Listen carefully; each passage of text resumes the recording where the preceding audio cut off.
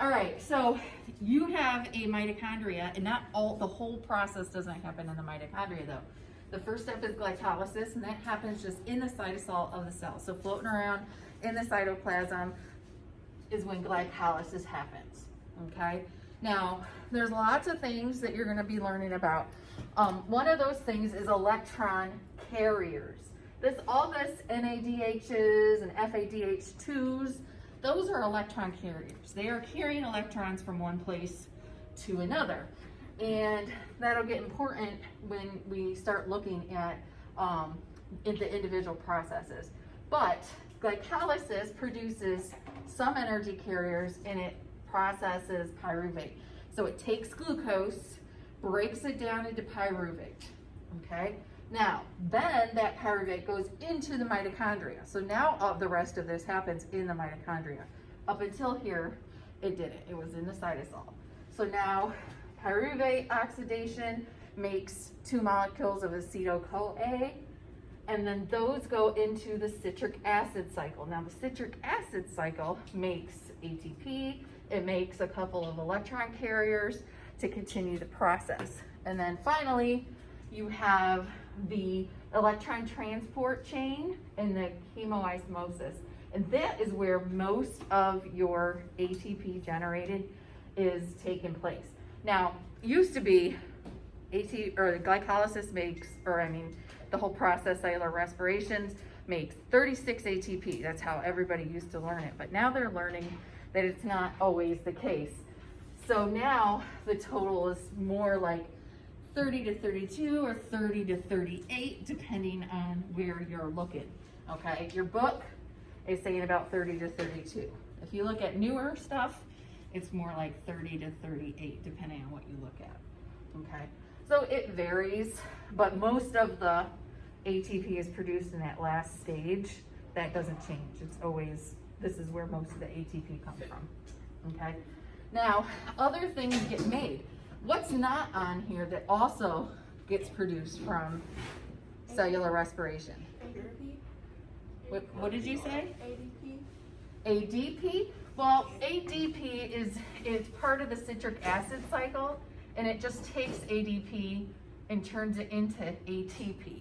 So it's kind of like using a battery, so it doesn't really produce it. Water is produced. Water is a byproduct, and what else? Carbon dioxide. Now, why do you suppose they're not on this? Because it's within the cells, carbon dioxide. Because there's a waste. Because of the waste products. Because that's not the goal of cellular respiration, right? It's just the waste products. So they only put like on the diagrams what's really important. And for this part, all that's important is the ATP. But you got to know that CO2 and H2O are also a byproduct. And how do we get rid of CO2 and H2O? By breathing out, right? We exhale it. All right, so you have, in your Canvas, you have a lab sheet. And it's a very basic lab sheet. It just tells you what you have to do. You have to come up with a hypothesis. You have to come up with a procedure. And you're gonna have the biggest tool that you're gonna have is a chemical called bromthiamyl blue, okay? Bromthiamyl blue takes water, and if you add CO2 to it, we get H2CO3, which is an acid. It's carbonic acid. But if you add bromthiamyl blue to that mix, it's like an indicator, okay? Anybody have a pool? Yeah. Do you test the water and things turn color or something, or things like a pregnancy test or any of those rapid tests where something turns color based on the chemicals that comes in contact? Well, bromthiamyl blue is an indicator, and it changes color based on acidity.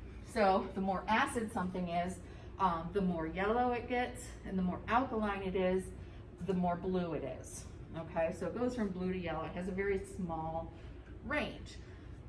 But if you put CO2 in water, you make carbonic acid. So the water, the liquid, becomes more acidic. So it is able to detect that. Okay? So you guys have to come up with a way to utilize that to test how exercise affects cellular respiration. Okay, and how you do that is going to be up to your individual groups. Wait, how what affects cellular? How exercise or movement affects cellular respiration. It's silent. Yes. I forgot my computer at home. Can I get on my phone? Probably. It's going to be a little bit harder. Yeah, I'm already not a techie person. Yeah. So you're going to want to look at things like variables. What are your control variables? And what are control variables? Things that you can change. Not things that you can change. What are they? Oh, Things that stay it's the like same. a They base. don't stay consistent. It's the thing that you want to stay the same. Like you always have an experimental group, and then you have another group that no test is being put on, right? You want something to compare it to. Like if I'm testing fertilizer on a plant, I want a plant with no fertilizer as a control group, right? I also want to make sure, so that's the control group, but then you also have controls on the whole experiment so that they all get like the same amount of sunshine or the same amount of water or the same amount of whatever. So you want to eliminate as many variables as you can so that you know that you're testing only the one thing that your hypothesis is stating. Okay, so you want to be careful of that. And then most materials, I mean, if you have, we have beakers and we have the bromothymol blue and we pretty much have anything else that you may need. But if you come up with something, ask me if we have it, so that you can, before you add it to your list, so that you know that you can do it with anything goofy. But you can use the hallway if you need to run, and all the, even the exercise is up to you, how you do it, how you choose to do it, how long you do it.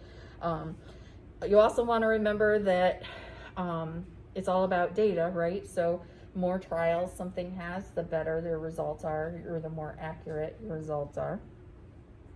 So you want to think about things like that. Okay, so today is all about the brainstorming, getting in your group, kind of decide how you are going to set it up, what your question is, what you think your hypothesis is going to be, and then decide how you're going to test it.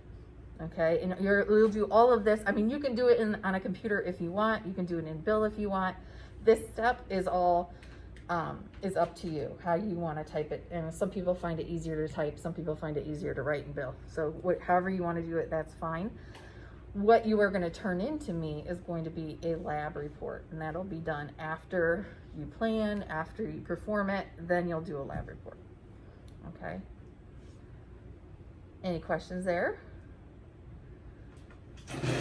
All right, so I don't want groups larger than 3, but just 2 would be fine. You can do it alone if you want, but it might be pretty difficult, so I would not suggest that. And then in the Canvas, will you pull up your Canvas, Sean, so I can see how this lineup looks? Does it allow you to put it yourself in group?